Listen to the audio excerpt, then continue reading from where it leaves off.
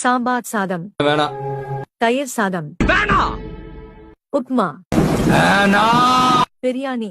ஒரு 5 நிமிஷம் லைட்டா சாப்பிட்டு வந்து மவனே இங்கே பாரு மவனே. அப்பா சொல்லுங்கப்பா. அது ஒன்றும் இல்லை மவனே. நம்ம இப்போ ஒருத்தர் ஏமாத்தினா நம்மளுக்கு கடவுள் பெரிய தண்டனை கொடுப்பாரு. இப்போ பாரு, நம்ம ஒருத்தங்கிட்ட 5000 ரூபாய் ஏமாத்தினா கடவுள் அதை எப்படியாவது ஏதாவது பண்ணி அதை நம்மக்கிட்ட இருந்து பறிச்சிருவார். சரியாப்பா?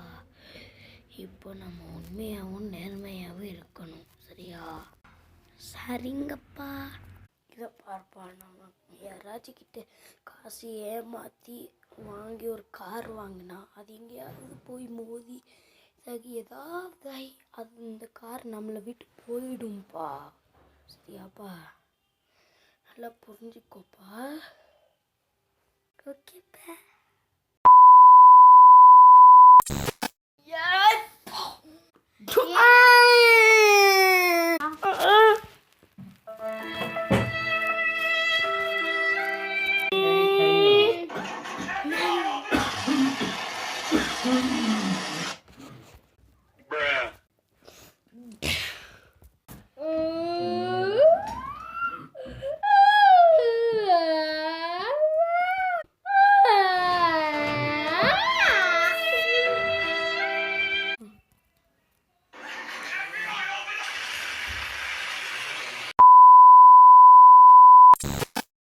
இதை பார் தம்பி, இப்போ நம்ம யாருக்கிட்டையாவது காசு கடன் வாங்கிட்டா அதை திருப்பி கொடுக்கலன்னா அது அந்த பாவம் நம்மளுக்கே வந்து சேர்ந்துடும் தம்பி. சரியா? இப்படி யாரையும் ஏமாற்றக்கூடாது தம்பி. அப்போ நம்ம அந்த காரை லோன் போட்டு தானே வாங்கினோம். அப்போ ஏன் அது இன்னும் டேமேஜ் ஆகாமல் இருக்கு?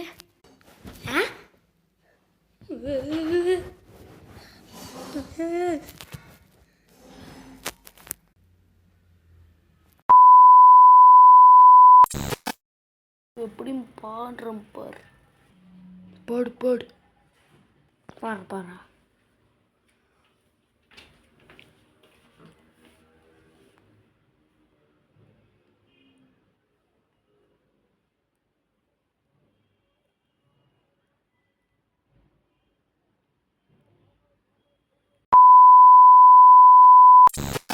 அப்பா, காலாங்காத்தால இந்த குளிர்ல சுட சுட டீ குடிச்சதுக்கு அப்புறம் தான் நல்லா சுறுசுறுப்பா இருக்கு. அம்மா அம்மா, ஒரு நல்ல செய்தி ஒரு கெட்ட செய்தி. முதல்ல எது சொல்லட்டும்? ஏண்டா, காலாங்காத்தால யாராச்சும் கெட்ட செய்தி கேட்பாங்களா?